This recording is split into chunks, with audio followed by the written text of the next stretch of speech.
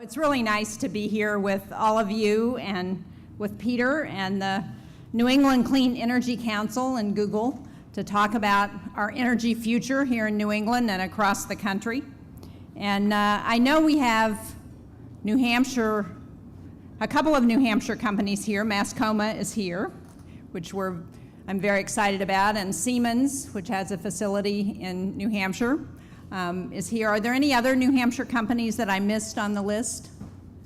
Pine Tree Power. Oh yes, Pine Tree Power. Nice to see you. Nice to have you here. Any others? How many of you do business in New Hampshire? Much better. Working on it. Well, thank you. And thank you for all of the work that you all are doing. You all understand very clearly that transitioning to a modern energy economy is critical for our economy, for our environment, for our national security. And New England has been a real leader in developing new energy technologies, in thinking about how to save energy. And I think that's understandable because historically we've had an innovation economy, but we've also been at the end of the pipeline for oil and gas, and we've had among the highest energy prices in the country for a very long time. When I got elected governor, New Hampshire had the highest average electric rates in the country, and I saw that somebody from Northeast Utilities was here. So fortunately, Northeast is helping to change that. But all of those factors have combined to mean that New England has really taken a leading role and is becoming a model for the rest of the country. And Matt talked about some of my work in energy as governor. I have to tell you, I got interested in energy back in the 70s. There are some of us in the crowd old enough to remember the gas lines in the early 70s and the Arab oil embargo. And my husband and I started building a home, the home that we live in today, in Madbury in 1979. And it was in the middle of the Iranian oil crisis. And of course, Jimmy Carter was president at the time, and he had a lot of incentives to save energy in buildings. And so my husband and I built what's called an envelope house. I don't know if anybody recognizes that. We have a heat sink on the south side and an airspace in the north wall, and air can circulate around, and it helps to serve as an insulator. And we put solar panels on the roof to heat our hot water. Of course, in those days, the technology wasn't as good, so we wound up taking those down after about 10 years. But we also put in triple pane windows, and we put in a furnace that could burn wood and oil and garbage if we have to. And we got tax credits for all of that, because without all of that, we would not have been able, as a young couple starting out, been able to afford to make those adjustments in how we built our home. But it was a great lesson for me in the impact of energy efficiency and just how important energy is to everything that we do. And so, of course, as governor, I carried those lessons with me, and as Matt said, we established the New Hampshire Building Energy Conservation Initiative to start retrofitting state buildings. And you know, we did it for the environment, and we did it to be more sustainable, but we did it because we could save money. And that was really the motivator, and we were able to do it using performance contracting, so it didn't cost any state dollars. And since that time, those projects have saved New Hampshire taxpayers about $2 to $4 million a year on the state's energy bill, and they've reduced the carbon dioxide emissions for New Hampshire by 37 million tons a year, which is about the equivalent of taking 4,000 cars off the road. So I was also proud to sign legislation working with Northeast Utilities to restructure the electric markets in New Hampshire. And as I said, that helped to lower, we had very high electric rates when I took over. As the result of that agreement, we were able to lower electric rates, and we were able to give the commercial sector the option of choosing a different power supplier. Just recently, that competition has come to the residential market, and so we're beginning to see many more suppliers in New Hampshire as the result of that. Now, importantly, market prices and customer choice, when coupled with renewable energy, have provided a more favorable environment for renewables and alternatives in New Hampshire than they might otherwise have had. One of the things that's obviously helped in New Hampshire and throughout New England has been the Regional Greenhouse Gas Initiative. And you all know that this, I'm always interested when we've had debates in the Senate about, you know, cap and trade. Is cap and trade going to work? Is it not going to work? And, you know, many of my colleagues who say, well, that's not going to work. And I point out to them, well, in fact, you know, for those of us in the Northeast, it not only can work, it has been working. And in New Hampshire, we've seen some real benefits to the Regional Greenhouse Gas Initiative, as I know you have in Massachusetts and throughout New England. One of my favorite projects that has benefited from RGGI in New Hampshire is our changes that were made to a place called the Crotchet Mountain Rehabilitation Center, which is in Greenfield. And I don't know if any of you are familiar with Crotchet Mountain, but it's a facility to help disabled adults and children. And back in 2009, as the result of RGGI money, they were able to improve their control system to mean that their buildings were more comfortable for all of the residents. But what I like the most is that they were able to put in a biomass district heating system. And so they use local wood chips. And since 2009, when they put that system in, they have not used oil for heating at all, any winter. So it's really changed. Not only has it saved them about $50,000 a year, but it's really changed their dependence on fossil fuels. According to a report by the analysis group, New Hampshire's participation in RGGI has injected about $17 million into the state's economy, $33 million in new revenue, and resulted in the creation of 458 jobs. I find it hard to understand why each session of the legislature since the program was adopted, there seems to be a debate over whether New Hampshire should continue to participate in RGGI. So count me in as a big supporter. I think it's not only good for New Hampshire, good for job creation, good for the environment, and good for reducing our dependence on foreign oil.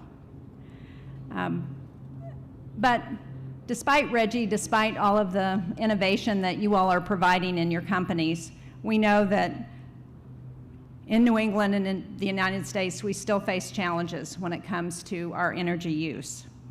We remain overly dependent on foreign oil and reliant on an outdated energy infrastructure.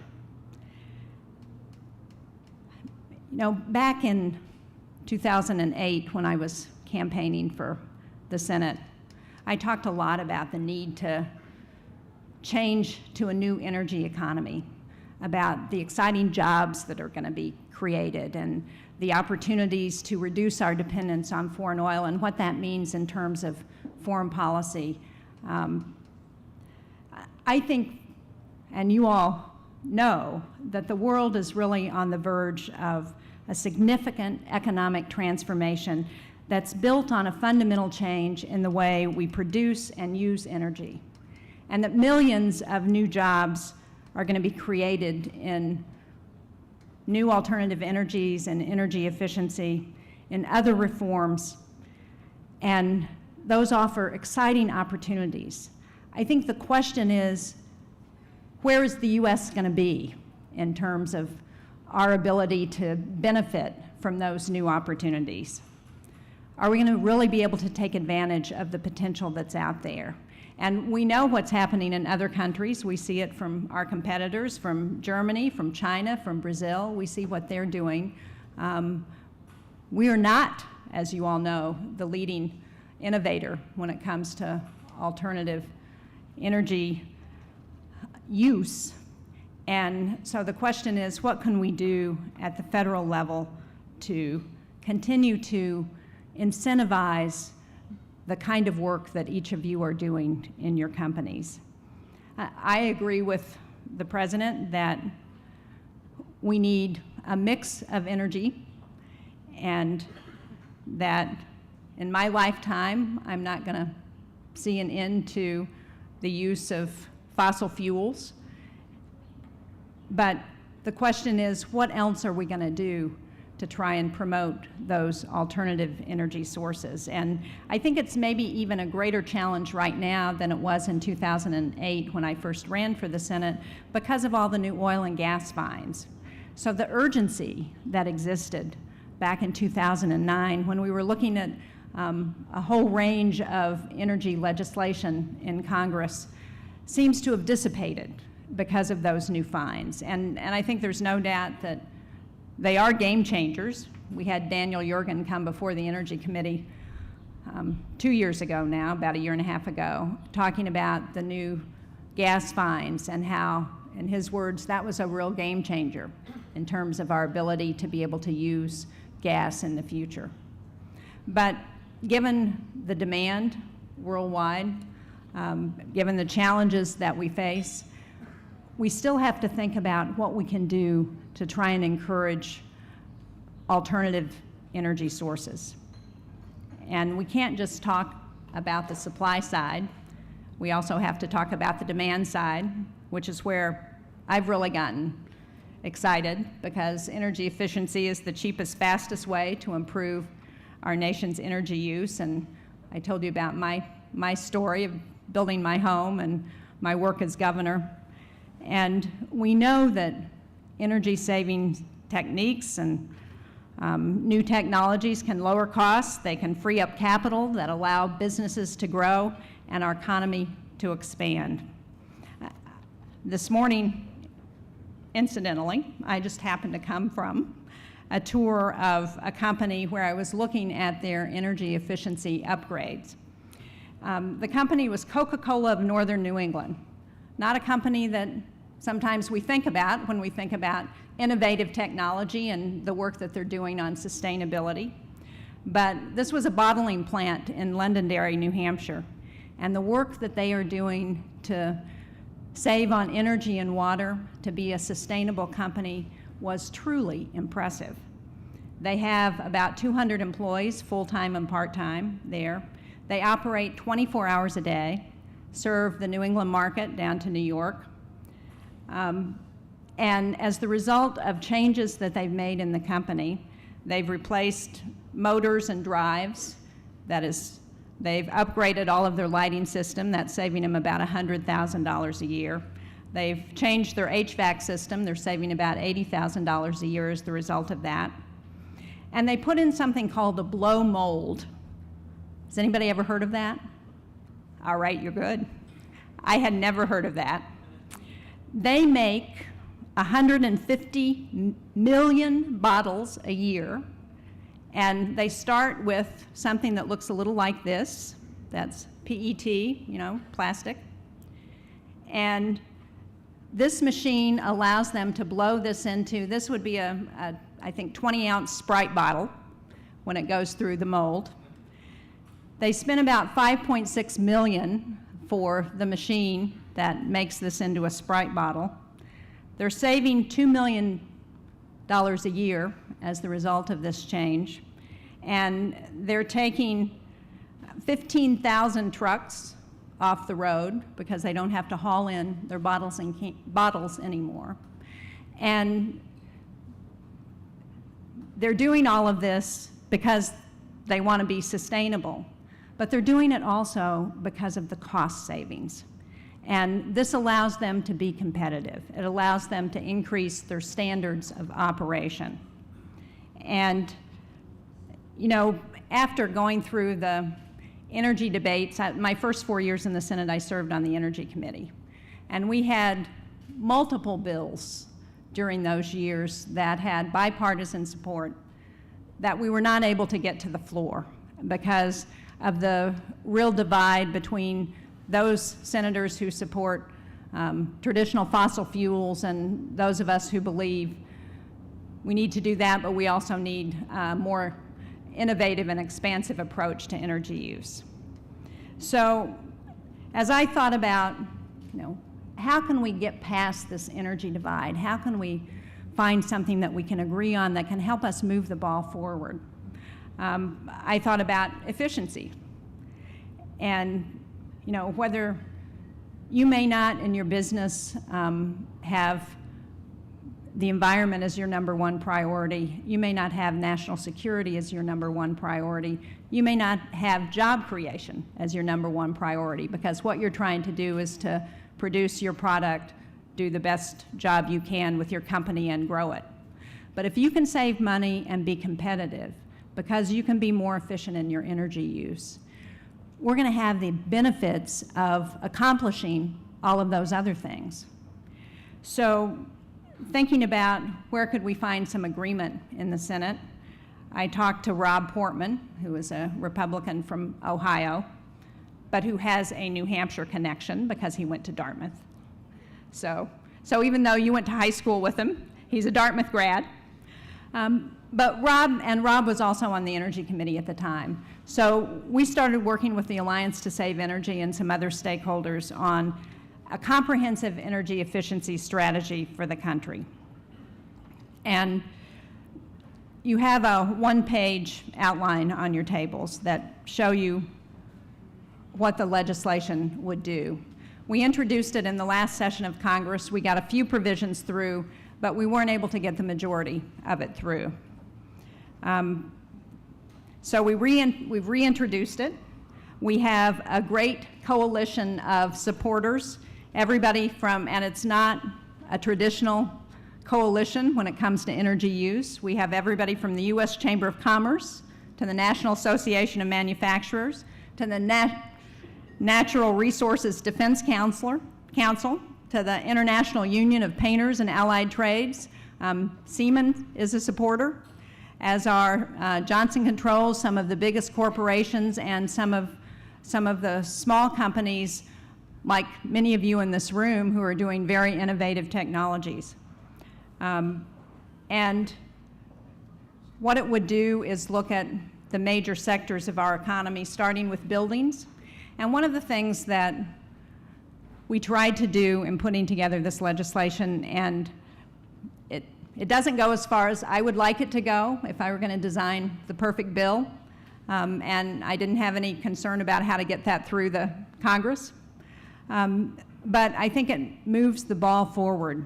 It looks at buildings, which is 40% of this country's energy use, provides incentives for voluntary building codes, and helps to encourage the Department of Energy to work with states and private industry to help be more efficient about our code writing process and more transparent about that. It trains the next generation of workers in energy efficient commercial building design and operation. It kickstarts private sector investment by creating a commercial building energy efficiency financing initiative through grants to the states.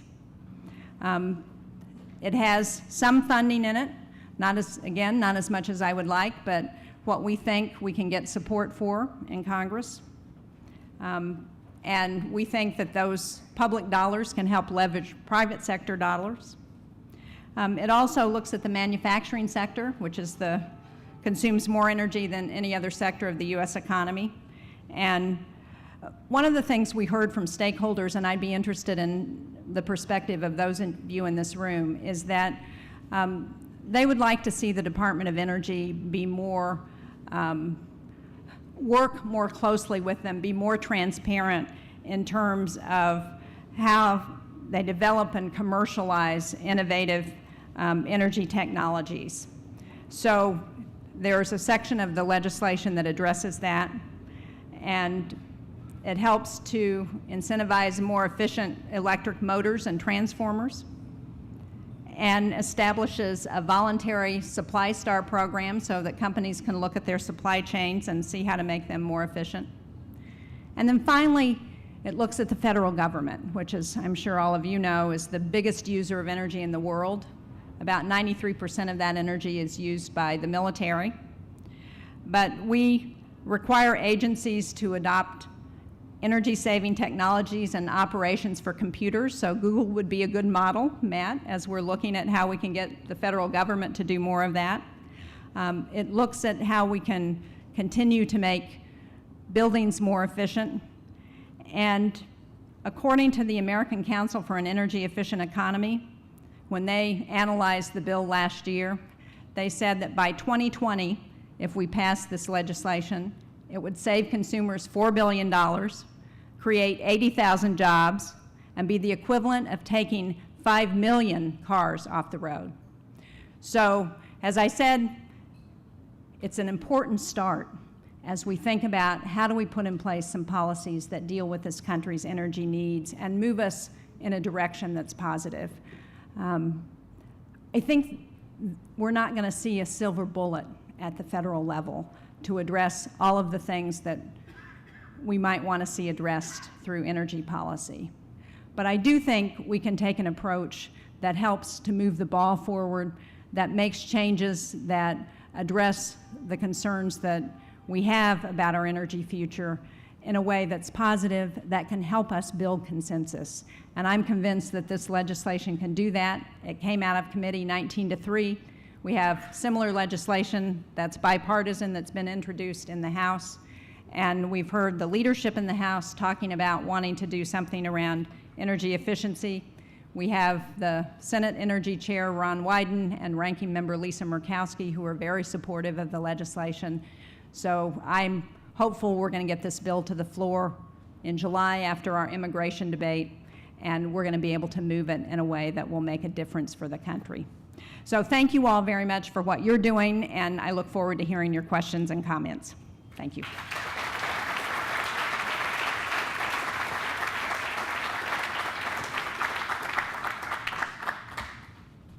Thank you, Senator Shaheen. Share the microphone Yes. just a second here. Well, we have, I think, time for a couple questions. Yes. But let me ask you the first one, because I think you make an incredibly compelling argument for why Shaheen Portman is so right from a economic competitiveness, from a efficiency, from a jobs. What's the barrier? Do we need more stories like the bottling company? Or what is it that's stopping getting enough of your counterparts on board? Well, one of the things that would help would be to have all of you endorse it and call your members of Congress and the Senate and say, we need to see this legislation passed. Well, there have been a couple of obstacles. One has been the ability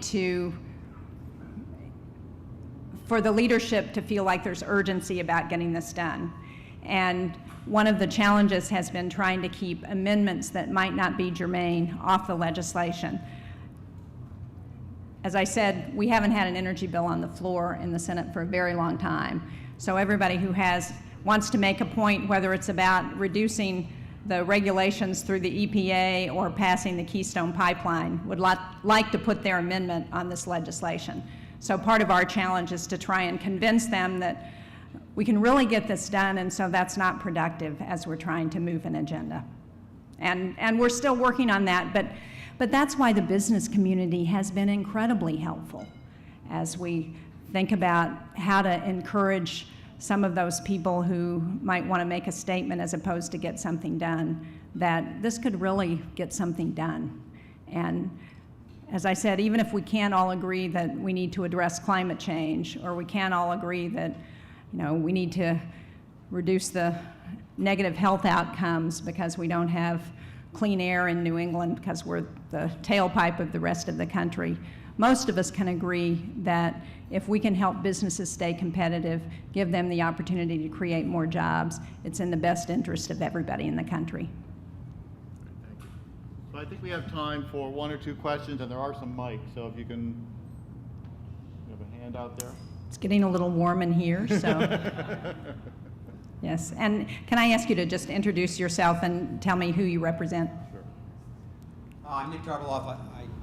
I'll say I represent the New England Clean Energy Council, which I had a hand in starting and still serve on the board. Absolutely. My question concerns the pending move by the administration to utilize the EPA as a mechanism for regulating existing power plant emissions. And I guess I'm asking you to look into a crystal ball and offer your thoughts on what you think the reaction might be on Capitol Hill when, I won't say when and if, because I think it's now pretty much a Right. when that gets announced.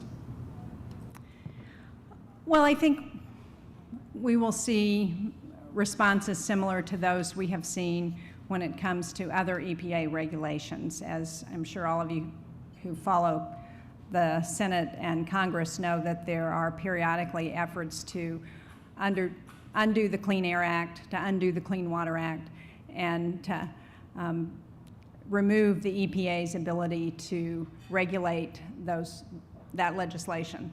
And so I think we will hear the same kinds of objections from many of those folks.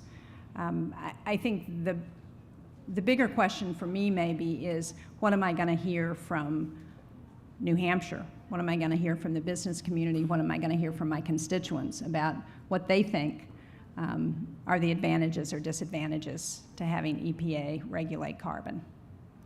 And I haven't, as I said, I ran, when I first ran for the Senate, talking about the need to address climate change and the need to address energy policy. And people were very supportive. However, they weren't uniform in their belief that we should do that. So I'm sure it will generate a lot of response across the country. And I'm running for re-election next year, so I'm sure I will hear all of it. Any other questions? Well, again, thank you all very much for everything that you're doing, and I look forward to continuing to work with you.